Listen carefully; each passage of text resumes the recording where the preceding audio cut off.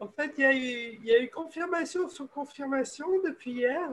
D'abord, les chants que David a choisis, ce que Luc a dit à propos de Dieu qui a jugé bon de nous donner le royaume, et puis Manu, voilà, qui a complété des choses aussi. Donc, voilà, je suis plus que jamais convaincue que c'est vraiment le message que Dieu a sur son cœur pour Josué ce matin. Et voilà, je me réjouis vraiment. Donc, C'est de la oui, paix. ça fait pas mal de temps. Vous m'entendez bien là? Oui, c'est bon. Ça fait pas mal de temps que il y a la plupart des messages qui sont donnés à Josué ou dans un cadre plus large, hein, l'ICEJ, etc., eh ben, parlent du royaume de Dieu, parlent de régner avec Christ. Parce qu'en fait, on sait bien qu'on est appelé à non seulement prêcher, mais vivre le royaume de Dieu, pas juste l'évangile du salut, mais l'évangile du royaume, la bonne nouvelle du royaume. Parce que la terre doit être remplie de la connaissance de la gloire de Dieu. C'est Dieu qui le dit dans Habakkuk, le chapitre 2, verset 14. Et voilà, ça va se faire, mais ça ne va pas se faire sans nous, ça va se faire avec nous. Alors bon, dans mon dernier message, j'avais parlé du modèle donné dans le livre de Daniel pour se préparer à régner avec Christ. Hein, vous vous souvenez, les 5 positions ou prises de position active de Daniel. Et puis ensuite, il y a eu pas mal de messages qui ont parlé du même genre de choses. Euh, euh, il y a eu Luc qui a complété déjà la semaine juste après. Il a complété vraiment très largement mon message, hein, en développant ce que signifie concrètement rechercher le royaume de Dieu, faire les œuvres du royaume. Je ne vais pas tout résumer parce que voilà, c'était tellement complet, n'hésitez pas à le réécouter. Hein. Et puis Alain nous a parlé de la foi. Il y a eu Werner qui nous a parlé des semences. Alain nous a parlé aussi de mettre notre vie au service du royaume de Dieu. Luc a parlé de la lumière qui confronte les ténèbres, et ce n'est pas juste Jésus, la lumière, mais c'est nous, avec Jésus en nous. Manuela a parlé de la royauté de Jésus, Denis a parlé de la parabole des talents, il y a eu des tas de choses. Il y a tellement de choses à dire sur le royaume de Dieu que voilà, il y a vraiment de quoi faire. Mais en fait, Jésus a passé 40 jours après sa résurrection à en parler aux disciples. 40 jours, c'est dit dans les Actes des Apôtres, acte 1, verset 3. Alors que pendant 3 ans, les disciples l'avaient vu non seulement enseigner, mais aussi faire les œuvres du royaume. Ils l'avaient vu faire des miracles, ils l'avaient vu dire le royaume de Dieu est proche, le royaume de Dieu est au milieu de vous. Et voilà, ils avaient vu vraiment tous ces miracles et ils avaient entendu tous ces enseignements. Et c'était des enseignements sur le royaume de Dieu. Ce n'était pas des enseignements sur le salut seulement. C'était vraiment sur le royaume de Dieu. Et c'est pas seulement ce qui est enseigné, ce qui est relaté dans les évangiles, hein, mais c'est beaucoup plus que ça à la fin de l'évangile de Jean, hein, Jean chapitre 21, verset 25, le dernier verset, hein, et ben, ça nous dit que c'était vraiment énorme. Hein. Toutes les choses que Jésus a enseignées, ça pourrait remplir des livres entiers. Donc, c'est vraiment énorme. Donc, les disciples avaient vu tout ça, ils avaient entendu tout ça. Ils avaient même été envoyés 2 par 2 pour prêcher eux-mêmes et pour vivre eux-mêmes le royaume de Dieu, pour l'expérimenter eux-mêmes. Ils avaient vu Jésus mourir sur la croix, ils l'avaient vu ensuite ressusciter avec la vie nouvelle. Donc, ils savaient toutes ces choses. Et pourtant, ils avaient encore besoin d'avoir 40 jours avec Jésus pour parler du royaume de Dieu, pour discuter du royaume de Dieu. Parce que l'enseignement chez les Juifs, c'est discussion. Hein. C'est vraiment, voilà, échange d'idées, c'est vraiment discussion. Et voilà.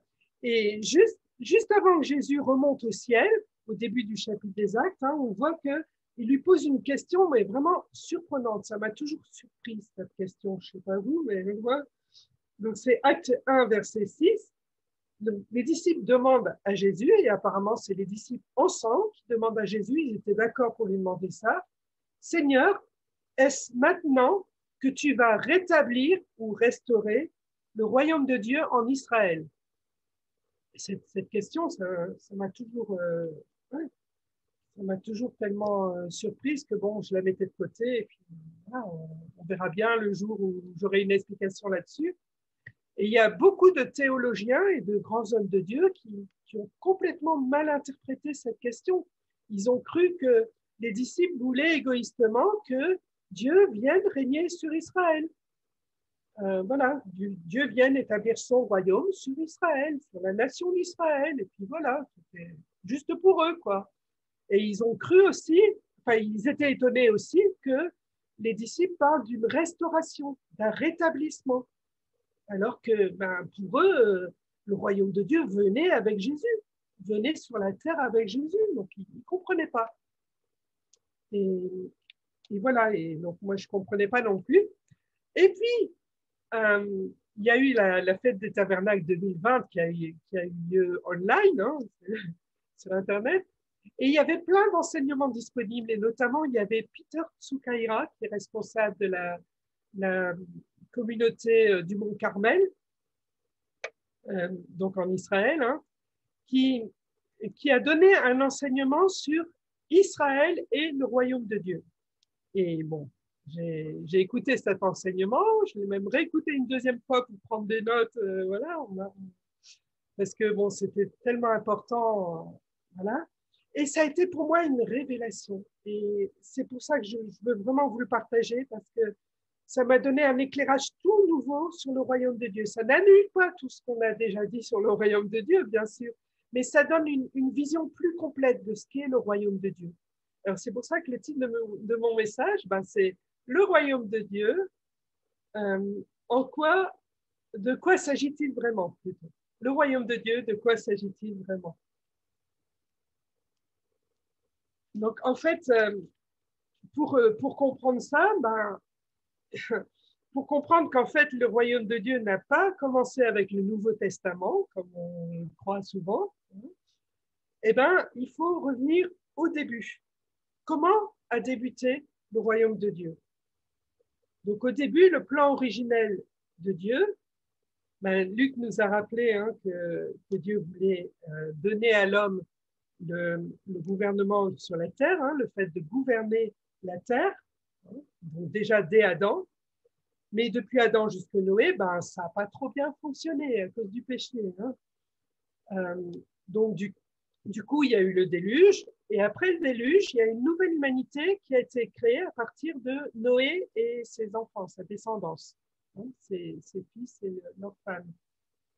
Et donc, la descendance de Noé, Dieu leur a redonné ce même mandat de remplir et de gérer la terre.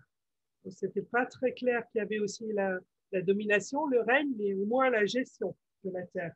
Ça, c'est dans Genèse 9. Et donc, dans la descendance de Sem, l'un des 3 fils de Noé, Dieu a choisi spécifiquement, il a appelé Abraham. Il a appelé Abraham à quitter la maison de son père, à partir dans le pays que je te montrerai, dit Dieu. Donc ça, c'est dans Genèse 12, versets 1 à 3. Et c'était en fait pour fonder la nation qui allait devenir Israël. C'est dit clairement au verset 2, « Je ferai de toi une grande nation, dit Dieu à Abraham, et je te bénirai, je rendrai ton nom grand, donc tu seras renommé sur la terre, et tu seras une source de bénédiction. » Une source de bénédiction pour les nations de la terre. Au verset 3, « Je bénirai ceux qui te béniront, je maudirai ceux qui te maudiront, et toutes les familles de la terre, ou tous les peuples de la terre, dans la Bible anglaise, donc toutes les nations de la terre, seront bénis en toi ou par toi, au travers de toi, dans la Bible anglaise. »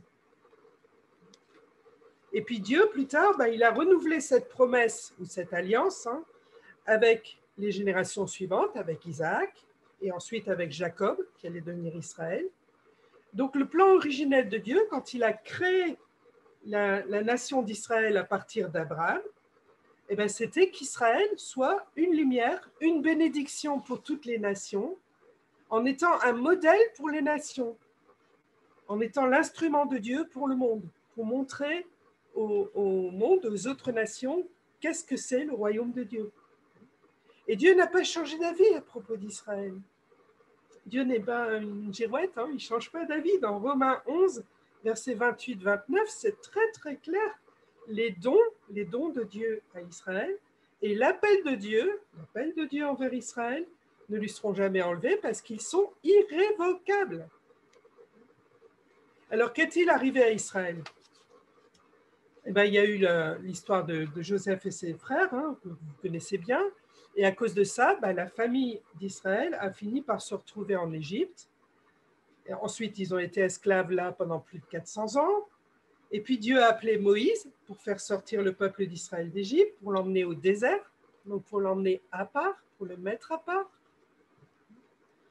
Israël n'était pas encore une nation, c'était un peuple formé de 12 familles, hein, qui n'avait 12 tribus, mais qui n'avait jamais connu autre chose que l'esclavage. Un peuple qui ne savait pas se gouverner lui-même, qui n'avait connu que l'esclavage. Et là, dans le désert, Dieu leur a donné une parole vraiment étonnante. C'est Exode 19, versets 5 et 6. Ça, c'est vraiment une clé. Exode 19, versets 5 et 6. Dieu leur dit, donc dit au peuple d'Israël, « Maintenant, si vous écoutez ma voix,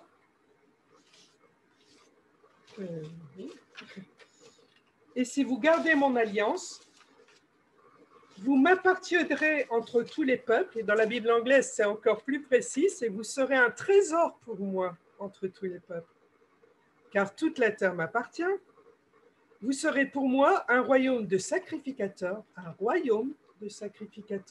et une nation sainte. » Donc Dieu voulait... voilà, donc Dieu leur a dit clairement qu'Israël deviendrait son royaume, à lui Dieu, que lui-même, Dieu lui-même, deviendrait leur roi. Moïse, en fait, n'a jamais été roi d'Israël. Il était le serviteur de Dieu, il était son prophète, mais c'est Dieu qui est devenu roi d'Israël, là dans le désert, après la sortie d'Égypte. Israël est devenu le royaume de Dieu. Le royaume de Dieu, en fait, il ne commence pas avec le Nouveau Testament, avec la proclamation de Jésus, le royaume de Dieu est là. Mais il a commencé déjà dans le désert avec Israël, quand Dieu est devenu le roi de cette nation. Alors, qu'est-ce qui s'est passé dans le désert? Israël campait par tribu. Donc, il y avait la notion de famille. Hein. Dieu leur a donné la loi. Moïse a obéi à Dieu en construisant le tabernacle de Dieu au milieu du camp. Et Israël est resté dans le désert, à part, pendant 40 ans, avec la colonne de nuée et la colonne de feu, avec la présence de Dieu qui les accompagnait donc partout. Mais pendant ces 40 ans, ce qui s'est passé, c'est que ces 12 tribus, qui n'avaient jamais été une nation avant, qui n'avaient jamais eu leur propre territoire, même pas leur propre gouvernement, ils ne s'étaient jamais gouvernés eux-mêmes en tant que nation, eh bien, ces 12 tribus ont été unies par Dieu en une seule nation. Et c'était ce que Dieu avait promis à Abraham, « Je ferai de toi une grande nation. » C'est par toi que je bénirai les familles de la terre. Dieu a fait d'eux une nation. Et ils ont dû apprendre à suivre la nuée. Ça n'a pas été tout seul. Hein. Ils ont dû obéir à Dieu. Parfois, ils ne comprenaient pas ce que Dieu leur demandait.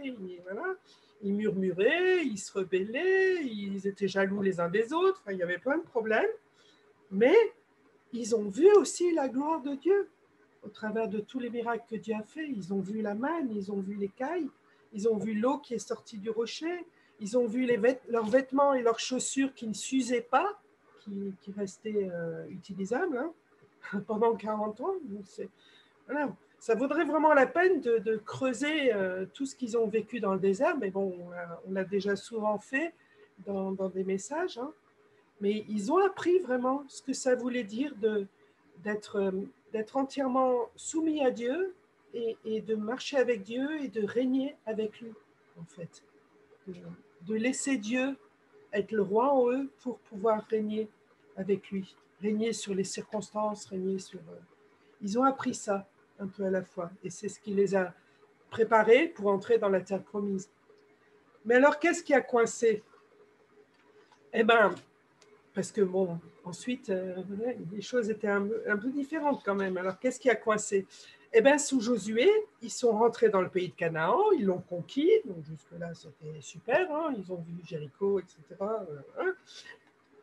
Ils se sont installés, ils sont devenus encore plus une nation, parce que maintenant, ils avaient un pays, ils avaient un territoire, ils avaient des possessions, ils pouvaient planter, récolter, ils ont commencé à prospérer. Donc, tout allait bien. Mais, incroyablement, la Bible nous dit que pendant cette période, la période des juges, hein, comme on l'appelle, le peuple d'Israël, qui était devenu une nation, qui était devenu prospère sur ses propres terres, eh bien, il est devenu jaloux des peuples alentours. Parce que les peuples alentours étaient des nations plus anciennes qu'eux, qui avaient des rois humains, qui avaient chacun une police, qui avaient une armée. Et Israël n'avait rien de tout ça. Dieu était leur roi, mais Dieu n'était pas visible. Ils auraient voulu un roi visible. Dieu leur envoyait, quand ils en avaient besoin, un juge. Il leur suscitait un juge. Mais ils auraient voulu qu'il y ait un roi visible qui soit à leur tête, qui les emmène au combat, etc. Ils voulaient être une nation comme les autres. Alors ils se sont plaints au dernier grand juge, hein, Samuel. C'était le précurseur des prophètes qui allait venir ensuite. Hein. Et donc ils se sont plaints, Samuel. Ils ont demandé à Samuel de parler à Dieu. Ils ont dit, dit à Dieu qu'on n'est pas heureux comme ça, qu'on veut un roi humain, qu'on veut être comme les autres nations. Et Samuel, bien sûr, il a cherché à les dissuader. Il savait bien que c'était pas ce que Dieu voulait. Mais il a fini par céder. Il a parlé à Dieu. Et la réponse de Dieu, on voit ça dans 1 Samuel, chapitre 8, verset 7. Dieu a dit à Samuel, « Ce n'est pas toi, Samuel, qu'il rejette en tant que juge sur eux. C'est moi qu'il rejette, afin que je ne règne plus sur eux. » Donc Dieu considérait vraiment comme un péché qu'Israël désire être une nation semblable aux autres nations alentours. Parce qu'Israël ne devait pas être une nation comme les autres. Israël devait rester une nation à part. Elle devait rester la possession personnelle de Dieu, le royaume de Dieu. Mais Israël a rejeté le royaume de Dieu. Et tant qu'Israël était encore le royaume de Dieu, même s'il y avait des tas de problèmes, Dieu ne les lâchait pas. Enfin, il continuait il a manifesté vraiment sa grâce envers eux à de nombreuses reprises. Il ne les a pas lâchés pendant ces 40 ans dans le désert et après pendant toute la conquête de Canaan, etc. Mais là, Dieu voyait qu'Israël le rejetait en tant que souverain d'Israël. Et donc, du coup, Dieu a laissé Israël avoir des rois humains. Et ça a eu des tas de conséquences dans leur histoire. Hein. Tout ça, c'est raconté dans les 6 livres historiques de la Bible. Parce que ces rois humains ont été vraiment un désastre pour Israël. Hein. Dès qu'ils avaient du pouvoir, ils en abusaient. Ils échouaient en fait en tant que rois parce qu'ils étaient incapables d'obéir entièrement à Dieu. Personne ne peut obéir entièrement à Dieu. Et de tous les rois d'Israël, un seul est vraiment considéré comme un grand roi, c'est le roi David. Mais même David était loin d'être parfait. Seulement, c'était un homme selon le cœur de Dieu. Et David a été le seul roi d'Israël à réunir les 12 tribus à nouveau en une seule nation qui le suivait. Parce que c'était le seul leader auquel les 12 tribus faisaient confiance suffisamment pour se laisser gouverner par lui. Pardon. Et tous les autres rois ont échoué dans ce domaine-là. Donc, du coup, le royaume de Dieu, il a été divisé. Il a été en butte à des guerres fratricides, à des querelles. Et finalement, il a été détruit et il a été emmené en captivité. Ensuite, après David, Salomon a donné une renommée au royaume de Dieu. Hein. Il n'y avait pas d'autre royaume de Dieu au monde comme celui de Salomon en termes de richesse, en termes de sagesse, en termes d'influence dans le monde. Donc voilà, ça semblait être à nouveau une victoire. Hein. Mais à la fin de sa vie, Salomon s'est éloigné de Dieu. il n'était plus le serviteur du roi des rois, il ne marchait plus avec Dieu, il n'était plus ce petit roi sur la terre pour que Dieu puisse être le grand roi sur Israël et sur la terre. Et à cause de ça, Dieu lui a enlevé le royaume et à partir de là, c'est à partir de là que le royaume a été divisé. Il y avait 10 tribus dans le nord et 2 dans le sud, les tribus de Juda et de Benjamin. Donc après Salomon, c'était ça. Et ensuite, il y a eu des guerres fratricides entre ces deux camps. Donc tous ces rois ont échoué. Il y avait des manipulations politiques, il y avait de la corruption, des assassinats, de l'idolâtrie, enfin bref. Voilà. Mais la source de tout ça, c'était qu'ils avaient refusé que Dieu règne sur eux. Ils avaient voulu des rois humains. Et donc finalement, les 10 tribus du Nord se sont tellement affaiblies qu'elles ont été vaincues par les Syriens.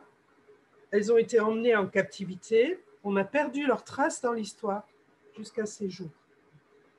Et les 2 tribus du Sud, Juda et Benjamin, ont duré, elles, un peu plus longtemps parce qu'elles ont eu parfois des réformateurs que Dieu leur appelait, des réformateurs qui recevaient des révélations de Dieu dans les Écritures, en se penchant à nouveau sur les Écritures, qui essayaient de ramener le peuple sous la souveraineté de Dieu. C'était ça l'enjeu, en fait. Donc, ils ramenaient le peuple à la parole, à la souveraineté de Dieu. Et ces 2 tribus avaient aussi le grand temple de Jérusalem. Et donc, du coup, elles pouvaient maintenir une forme d'adoration du Dieu invisible. Mais ces 2 tribus-là ont fini aussi par succomber à l'idolâtrie, à la corruption économique, la corruption politique.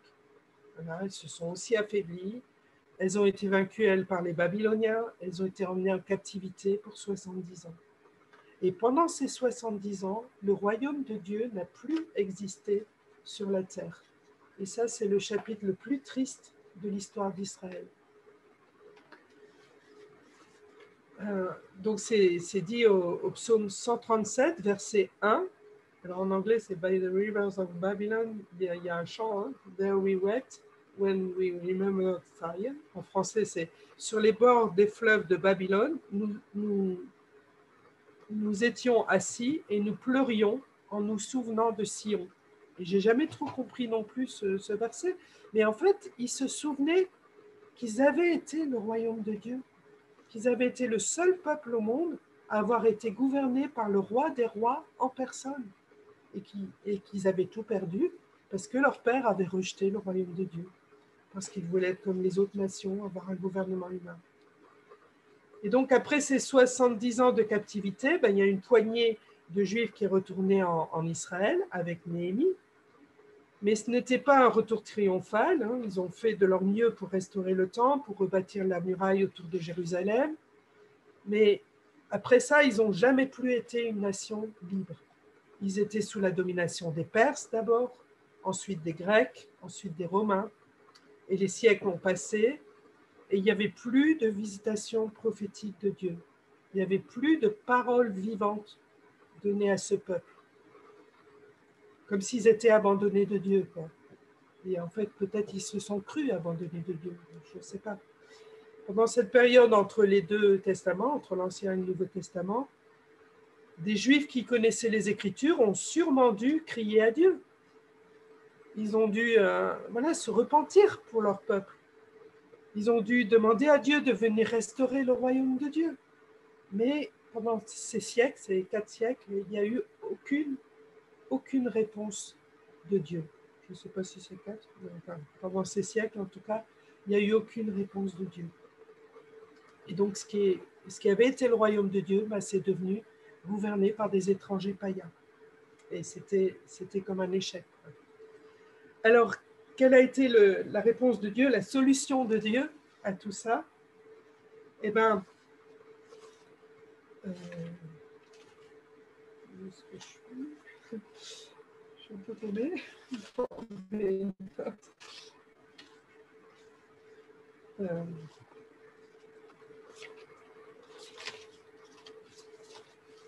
Bon, c'est pas grave.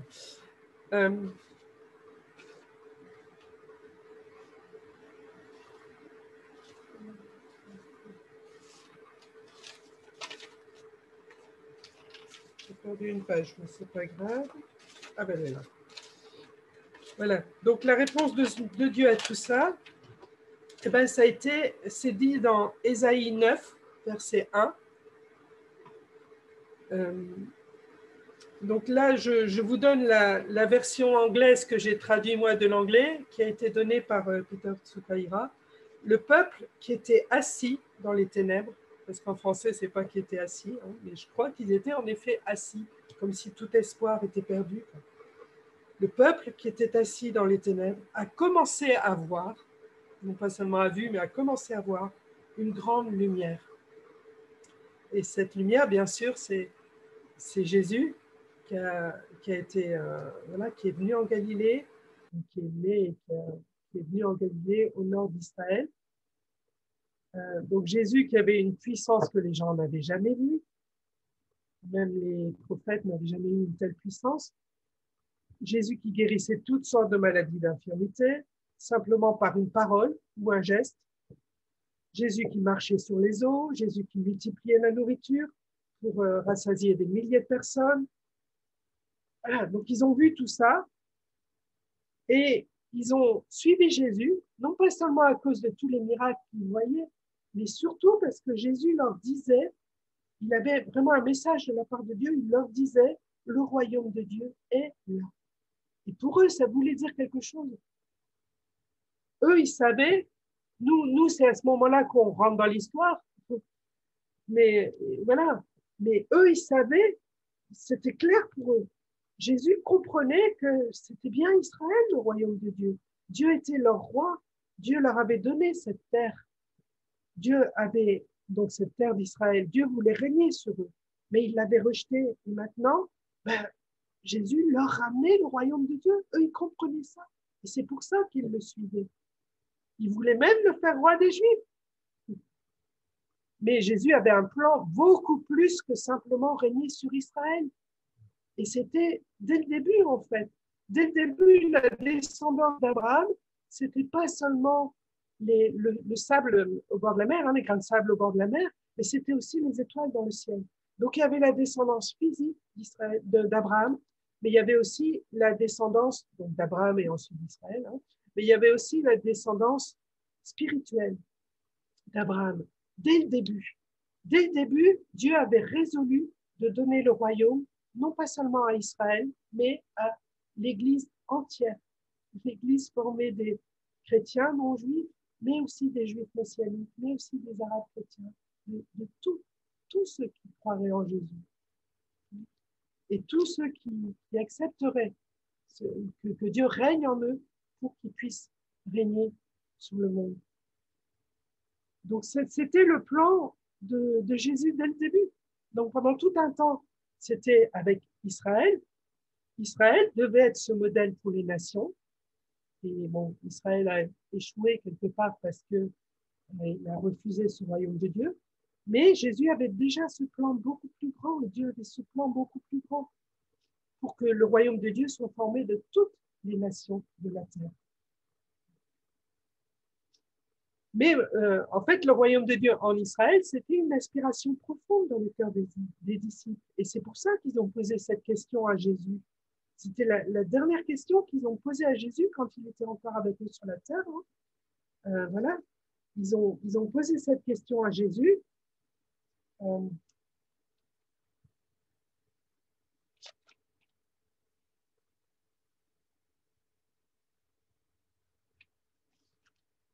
Ils ont posé cette question à Jésus.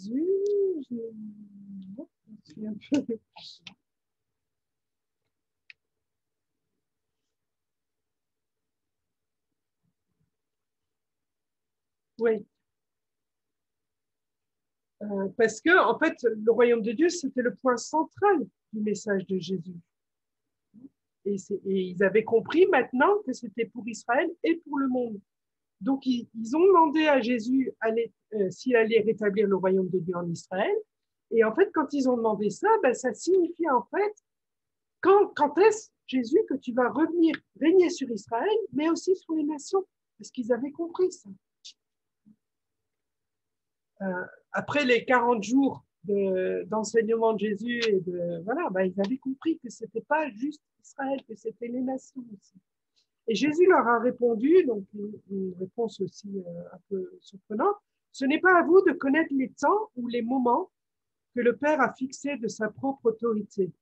C'est Acte 1, versets 7 et 8. Mais vous recevrez une puissance, celle du Saint-Esprit survenant sur vous, et vous serez mes témoins à Jérusalem, dans toute la Judée, mais aussi dans la Samarie et jusqu'aux extrémités de la terre. Donc en fait, Jésus leur répond qu'il va bien rétablir le royaume de Dieu en Israël, mais il ne peut pas leur dire quand.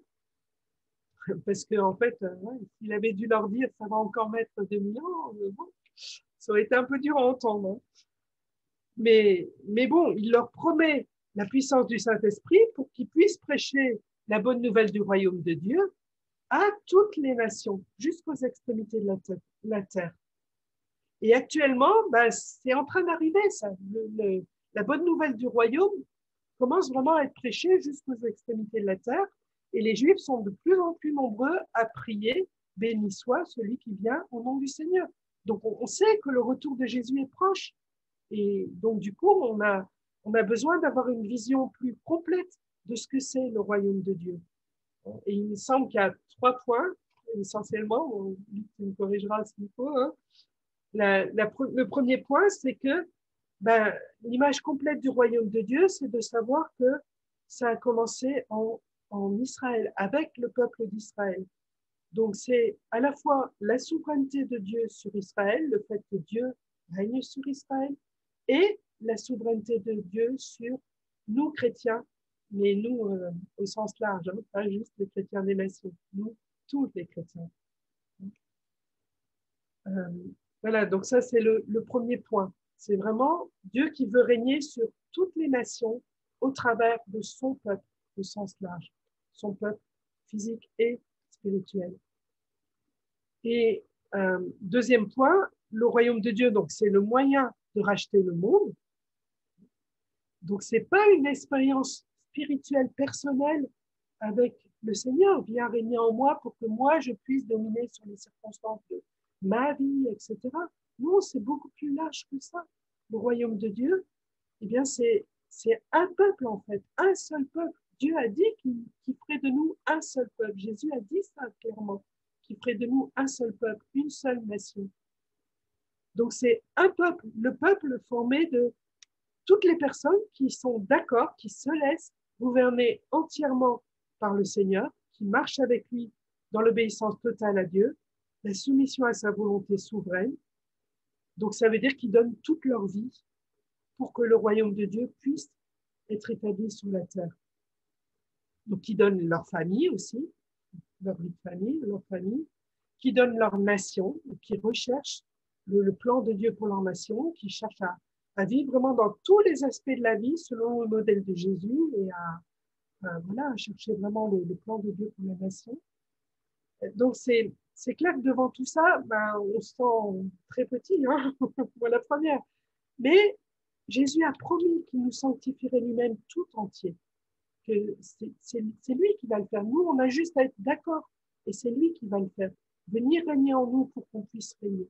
Mais ce n'est pas régner individuellement, c'est régner en tant que famille. Donc ça, c'est le troisième point. Ça a commencé par une famille, la famille d'Abraham, la famille naturelle et spirituelle, une famille. Et ça me fait penser à la parabole des 2 fils. Hein. Le fils aîné, donc Israël, était dans la maison du père, mais il a fini par, au fil du temps, il a fini par se considérer comme esclave, serviteur, mais esclave dans la maison de son père. Il ne se considérait plus vraiment comme fils qui avait droit de faire la fête, etc. Il disait à son père, tu ne me donnais même pas un chevreau pour que je fasse la fête avec mes amis. Voilà. Donc ça, c'est l'état d'Israël encore actuellement. Le fils cadet, c'est nous. On était loin, on est parti très loin. Voilà. On est revenu, on est dans la maison du Père et on fait la fête avec lui. Mais Dieu se contente de personne. Dieu veut que le fils aîné puisse aussi rentrer dans la maison du Père, qu'on puisse faire la fête ensemble. Les noces de l'agneau, c'est pas juste l'Église au sens fils cadet, les chrétiens des nations. c'est vraiment tout le peuple de Dieu, toute la famille de Dieu. Et on doit réapprendre à vivre comme une famille. On a besoin d'une réconciliation aussi avec notre frère aîné, avec Israël, et aussi avec les Arabes chrétiens, Ismaël. On a besoin d'une réconciliation pour être ensemble la famille de Dieu et pour marcher ensemble comme famille et pour laisser ensemble Dieu établir son royaume sur la terre au travers de nous. Et ça veut dire laisser ensemble établir d'abord son règne en nous, mais bon, ça se fait en même temps en fait. Au fur et à mesure qu'on laisse Dieu régner en nous, eh ben, il nous donne aussi de régner là où on est. Et c'est pas individuellement, c'est en tant que famille, une famille complète de Dieu. Voilà. Donc, c'est sûr que c'est quelque chose d'énorme. La promesse de Dieu, il a jugé bon de nous donner le royaume en tant que famille. C'est sa promesse. Et lui, il n'en démord pas. Et voilà, quand il dit quelque chose, eh ben, il donne aussi le moyen pour que ça s'accomplisse. Donc, c'est... Voilà. Alors bon, je ne sais pas si tu fais ça, Luc, il y a quelque chose à ajouter ou si tu veux terminer par la prière. Mais voilà, pour moi, à la fois, c'était une révélation, ça me donne une grande crainte de Dieu, mais en même temps, une énorme espérance et une énorme joie, parce que c'est vraiment ce que Dieu avait prévu de toute éternité qui est en train de s'accomplir. Et voilà, la révélation vient pour qu'on puisse entrer davantage dans ce qu'il a prévu. Et voilà, si on a cette vision plus complète, ben c'est pour qu'on puisse entrer davantage dans ce qu'il a prévu. Et le laisser faire ce que lui, il a prévu. Et laisser nos schémas humains. Donc, je ne sais pas, Luc, si tu veux enchaîner pour soit compléter, soit prier. Oui, merci Marie-Christine. Non, on ne veut pas compléter. Merci bien pour cet exposé de toute l'histoire dans la perspective du royaume de Dieu. Et c'est enrichissant et c'est toujours je rappelle, au cœur de notre prière et de notre identité, il y a cette prière que ton règne vienne. Et vous savez, le mystère, c'est qu'il est déjà là, au travers de Jésus qui est venu, et puis il n'est pas encore tout à fait là. Il n'est pas encore tout à fait manifesté. Nous sommes dans cette zone de tension entre le royaume qui est déjà là et le royaume qui n'est pas encore complètement manifesté. Donc, c'est ce processus. Parfois, la tension est délicate à vivre, mais nous sommes appelés à désirer ce royaume et à comprendre la place d'Israël. Merci de l'avoir souligné encore dans ce processus. Voilà. Une des clés de cette manifestation du royaume, c'est justement la réconciliation entre l'Église et Israël, l'Église des nations, je veux dire, et Israël, pour former un seul grand peuple, une seule grande famille. Je trouve ce qui est riche, c'est le rapport que tu as souligné entre la réconciliation, justement, et l'expression du royaume. C'est pour ça que c'est tellement important de vivre sans offense, de pardonner les offenses, parce que le plan du royaume de Dieu, il s'exprime dans la réconciliation, non seulement des individus, mais des familles de la terre et des nations. Et c'est pour ça que nous avons reçu le ministère de la réconciliation. Voilà, c'est un grand plan cosmique, hein, merveilleux. Et Israël fait partie de ce plan, nous faisons partie de ce plan, et ensemble, toutes les nations, on parlait du repas des noces tout à l'heure, mais toutes les nations ensemble célébrer ce royaume et ce roi surtout sur nos vies. Il y a encore une part de mystère, on ne comprend pas tout, mais ce qu'on a compris, c'est ce que la parole nous dit, ce que tu nous as rappelé. Merci Marie-Christine. Là, on garde ces paroles dans notre cœur. On fait partie d'un grand plan cosmique, les amis. Tu es important. Nous sommes importants dans le maillon de l'accomplissement de ce plan. Et comme tu l'as dit, ça commence par l'accepter, ce Seigneur de gloire, à régner sur nos vies et sur nos cœurs. Et notre zone d'influence, Guebwiller, cette région, bien, c'est notre désir et notre cœur que ton règne vienne. Ceux qui persévèrent, ils verront l'accomplissement des promesses. Toute cette histoire que tu nous as rappelée, c'est une histoire de la persévérance de la foi, jusqu'à même dans les zones de silence de Dieu. Dieu continue d'accomplir son plan. C'est impressionnant. Alors continuons à croire, les amis, et ceux qui croient, ils verront la gloire de Dieu.